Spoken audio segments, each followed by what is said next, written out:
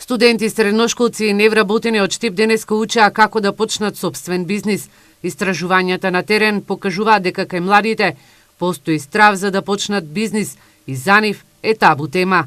Филип Ивановски, професор од Американ Коледж, вели дека токму обуките кои ги спроведува Агенцијата за поддршка на предприемништво на Република Македонија имаат за цел да ги охрабрат и поттикне предприемничкиот дух кај младите, наместо да бараат место во државната администрација.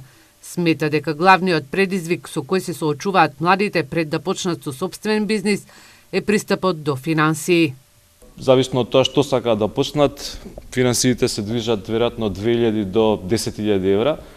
Она што ние ги советуваме е секогаш да почнат со собствен бизнис во рамки кои може да си дозволат, без при тоа да го загрозат целокупното семејство, да заложат нешто што после ако не успе бизнисот би останале на улица. Ги стимулираме исто така да се организираат двајца или тројца.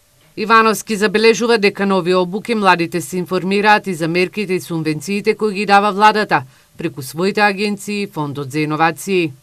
Најлесно е да почнете и веројатно со најмали финансиски потреби да почнете некоја дејност што е поврзана со услуги. Услужна дејност, социјални мрежи, интернет и така натаму, но има и такви што сакаат да почнат некое мало производство, каде што треба поголеми финанси, но генерално ги насочуваме да препознаат некоја услуга што во моментов големите компании не ја нудат.